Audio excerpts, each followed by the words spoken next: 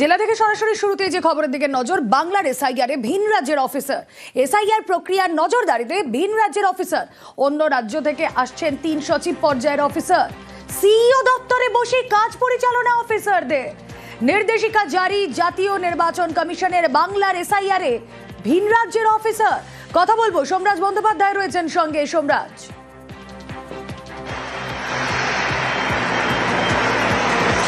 দেখো, একদমই যখন রাজ্যে এসআইআর চলছে 21 দিন হয়ে গেছে, সেই সময় জাতীয় নির্বাচন কমিশনের তরফে 3 সদস্যের একটি অফিসারদের দল পাঠানো হচ্ছে রাজ্যের মুখ্য নির্বাচনী আধিকারিকের দপ্তরে। মূলত রাজ্যের মুখ্য নির্বাচনী আধিকারিকের দপ্তরে বসেই তারা এসআইআর এর কাজের ওপর নজরদারি করবেন।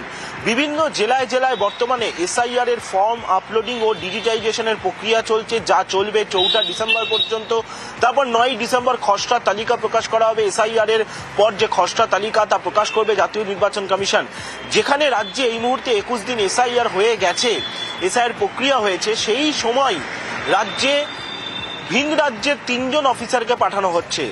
এটা কিন্তু জাতীয় নির্বাচন কমিশন যে অফিস অর্ডার করেছে সেখানে বলছেন যে এরা সিওর অধীনেই বা সিওর তত্ত্বাবধানে থেকেই কাজ করবেন।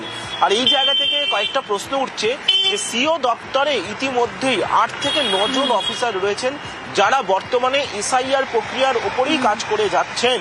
তো তারপরেও আরো 3 জন অফিসার কেন, যেখানে একজন প্রিন্সিপাল সেক্রেটারি পর্যায়ে, একজন সেক্রেটারি পর্যায়ে আর একজন আন্ডার সেক্রেটারি পর্যায়ে, এই 3 জন অফিসারকে পাঠানো হয়েছে। যে অফিস অর্ডারটি করা হয়েছে সেখানে তারা কোন রাজ্যে কোথায় ছিলেন সেটি কোনো উল্লেখ করা হয়নি, শুধু তাদের নাম এবং তাদের পদ উল্লেখ করা হয়েছে।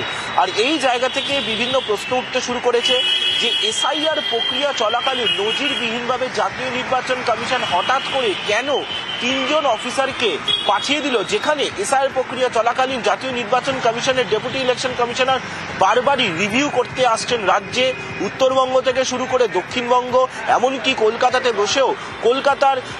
বসেও বিভিন্ন জেলা শাসক তথা ডিস্ট্রিক্ট ইলেকশন অফিসারদের সঙ্গে তিনি পর্যালোচনা বৈঠক করেছেন। তারপরেও এমনকি প্রয়োজনীয়তা তৈরি হলো যে কারণে জাতীয় নির্বাচন কমিশনের তরফে সরাসরি 3 জন আধিকারিককে পাঠিয়ে দেওয়া হলো। এরা নিরপেক্ষ অবজারভারের দাবি, বিজেপির কমিশনে এই দাবি করেছেন বিজেপির অমিত মালব্য। हमने इलेक्शन कमीशन से ये भी आग्रह किया है कि एईआरओज और ईआरओज एसडीओ लेवल के अधिकारी होने चाहिए। ममता बनर्जी की सरकार ने निचले स्तर के अधिकारियों को इन महत्वपूर्ण पदों पर नियुक्त करने का काम किया है ताकि उन पर दबाव बनाया जा सके। ये भी दरख्वास्त करी है कि वो तुरंत इंडिपेंडेंट ऑब्जर्वर्स नियुक्त करें जो जिले के स्तर पर वोटर रोल बनाने की काम को ओवरसी करें, और प्रदेश के स्तर पर भी इन ऑब्जर्वर्स की नियुक्ति होनी चाहिए। নির্বাচন কমিশনকে গ্রাস করেছে বিজেপি, পক্ষপাতিত্বের অভিযোগে সরব জয়প্রকাশ মজুমদার। এটা তো আগে থেকে ঠিক করা যে 3 জন আধিকারিক তারা কোথা থেকে আসলো, কোন জায়গা থেকে, এবং তারা আগে কি পোস্টে ছিল, একটু ভালো করে খবর নিয়ে নিন, তাহলেই দেখবেন যে কিভাবে বিজেপি গ্রাস করেছে নির্বাচন কমিশনকে। দেখুন, এই এসআইআর এর চাপে বিএলওর মৃত্যুর অভিযোগ। নির্বাচন কমিশনের দ্বারস্থ মৃতের স্বামী। 8ই নভেম্বর মেমারির বিএলও নমিতা হাঁসদার মৃত্যু হয়। অতিরিক্ত চাপে ব্রেন স্ট্রোক, তারপর মৃত্যুর অভিযোগ। বিএলও অধিকার রক্ষা কমিটির ধর্নায় মৃতের স্বামী 50 লক্ষ টাকা ক্ষতিপূরণ এবং চাকরির দাবি পরিবারের। আজকে নির্বাচন কমিশনের কাছে কিছু দাবি নিয়ে আমি এসেছি, কারণ উনি ছিলেন তো আমার সংসারের ইনকামের একমাত্র পথ। এবার আমার কিচ্ছু নেই। এবার নির্বাচন কমিশনের কাছে বলবো যে আমি যাতে বাঁচতে পারি তার জন্য কিছু একটা ব্যবস্থা করতে, বিএলওর দিন নিয়ে যাবে, আমার পরিবারের একজনের কাজ দেওয়া হোক, আর 50 লক্ষ টাকা ক্ষতিপূরণ দেওয়া হোক। আর আমার স্ত্রী যেভাবে মারা গেছেন, বিএলওদের যেন এইভাবে চাপ দিয়ে কোনো কাজ যেন না করেন। আর বিএলওদের নিয়ে কমিশনের অফিসে নমিতার স্বামী সিইওর সঙ্গে দেখা, মৃতের স্বামীর পরিবারকে ক্ষতিপূরণের আশ্বাস। আমরা 3 জন বিএলও এবং নমিতা হাঁসদার হাজবেন্ড, উনি এখানে উপস্থিত আছেন, মাধব হাঁসদা, গিয়েছিলাম ইসিআই সিইওর কাছে। সিইও ছিলেন, কিন্তু আমাদের কাছে অ্যাসিস্ট্যান্ট সিইও দিব্যেন্দু দাস, তিনি আমাদের যে দাবি ছিল যে ওনার কম্পেনসেশন এবং ওনার পরিবারকে চাকরি, এই দাবি ছিল আমাদের। সেই দাবিতে উনি এটা নিয়ে আমাদের বললেন কম্পেনসেশনের ব্যাপারটা ওনারা দেখবেন, কিন্তু কবে হবে সেটা কোনো নিশ্চিত দেননি। এসআইআর চাপের অভিযোগে বিএলওদের ধর্ণা, আর ধর্ণায় বসেও এসআইআর এর কাছে বিএলও। ধর্ণা মঞ্চ থেকেই এসআইআর এর ডেটা এন্ট্রি বিএলও, এসআইআর এর কাজ করেও প্রতিবাদ বিএলও মোহাম্মদ শাহজাদা। এখানেও আপলোড করছেন? হ্যাঁ, এখানেও আপলোড করছি। কেন?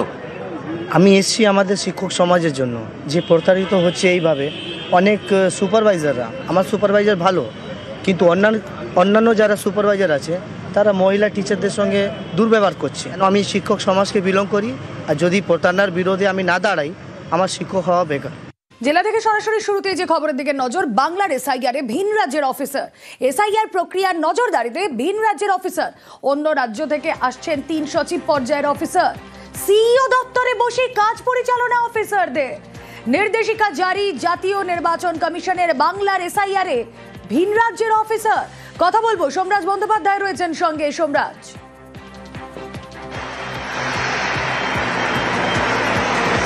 দেখো, একদমই যখন রাজ্যে এসআইআর চলছে 21 দিন হয়ে গেছে, সেই সময় জাতীয় নির্বাচন কমিশনের তরফে 3 সদস্যের একটি অফিসারদের দল পাঠানো হচ্ছে রাজ্যের মুখ্য নির্বাচনী আধিকারিকের দপ্তরে। মূলত রাজ্যের মুখ্য নির্বাচনী আধিকারিকের দপ্তরে বসেই তারা এসআইআর এর কাজের ওপর নজরদারি করবেন।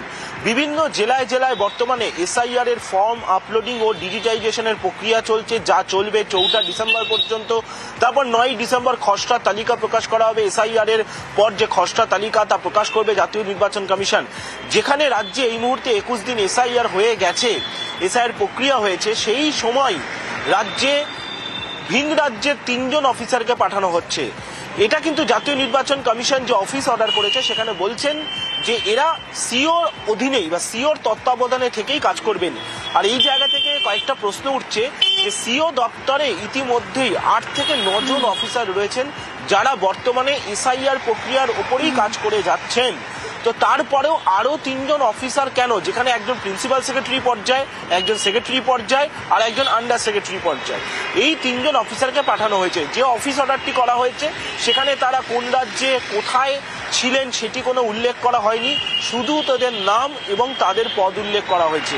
আর এই জায়গা থেকে বিভিন্ন প্রশ্ন উঠতে শুরু করেছে যে এসআইআর প্রক্রিয়া চলাকালীন নজিরবিহীনভাবে জাতীয় নির্বাচন কমিশন হঠাৎ করে কেন 3 জন অফিসারকে পাঠিয়ে দিল, যেখানে এসআইআর প্রক্রিয়া চলাকালীন জাতীয় নির্বাচন কমিশনের ডেপুটি ইলেকশন কমিশনার বারবারই রিভিউ করতে আসছেন রাজ্যে, উত্তরবঙ্গ থেকে শুরু করে দক্ষিণবঙ্গ, এমনকি কলকাতাতে বসেও বিভিন্ন জেলা শাসক তথা ডিস্ট্রিক্ট ইলেকশন অফিসারদের সঙ্গে তিনি পর্যালোচনা বৈঠক করেছেন। তারপরেও এমনকি প্রয়োজনীয়তা তৈরি হলো যে কারণে জাতীয় নির্বাচন কমিশনের তরফে সরাসরি 3 জন আধিকারিককে পাঠিয়ে দেওয়া হলো। এরা নিরপেক্ষ অবজারভারের দাবি, বিজেপির কমিশনে এই দাবি করেছেন বিজেপির অমিত মালব্য।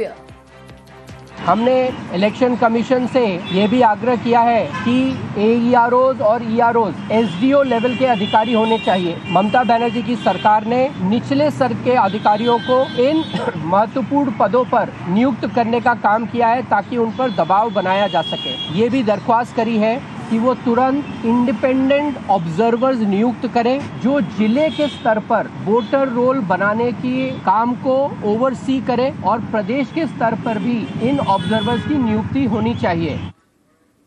নির্বাচন কমিশনকে গ্রাস করেছে বিজেপি, পক্ষপাতিত্বের অভিযোগে সরব জয়প্রকাশ মজুমদার।